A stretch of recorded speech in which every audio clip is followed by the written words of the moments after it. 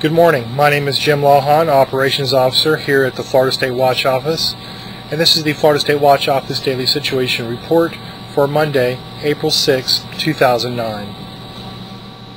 The State Emergency Operations Center in Tallahassee is activated to a Level 2 or partial activation status in response to the severe weather and flooding conditions in the Panhandle and Big Bend regions. Currently, the State Watch Office is monitoring the following. No problems have been reported at any of the nuclear power plants.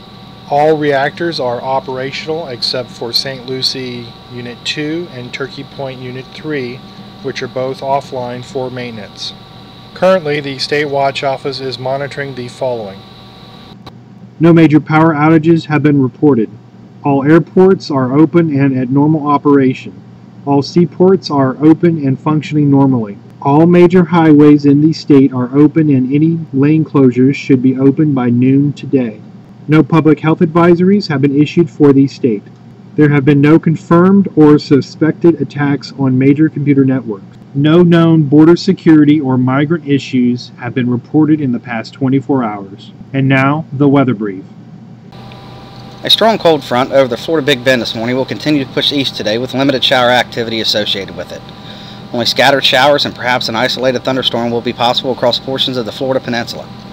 The threat for severe weather will be low, with the main hazards being brief wind gusts and lightning. Maximum rainfall amounts are forecast to be around 1/4 of an inch. Behind the front, winds will increase to around 15 to 25 miles per hour today over North Florida. Winds advisories are in effect for this evening from the Florida Panhandle to north central Florida.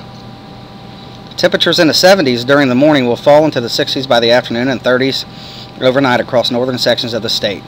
Freeze watches are in effect for the interior western Florida Panhandle. Red flag warnings are in effect through this evening for portions of northwest Florida due to low humidity levels and high winds. Runoff from recent heavy rainfall over northern Florida and southern Georgia has resulted in widespread river flooding across much of North Florida. River flood warnings remain in effect for several northern Florida river basins, and many of the rivers are forecast to remain above flood stage through the next several days. There will be a high threat of rip currents this morning along the eastern Florida Panhandle beaches. The threat will decrease to a moderate level by this afternoon. A moderate threat for rip currents will also exist along the southwest Florida coast. The average statewide Keach-Bryan drought index is currently 400 on a scale of 0 to 800. That's all we have for today. This has been the Florida State Watch Office Daily Situation Report for Monday, April 6, 2009. Have a safe day.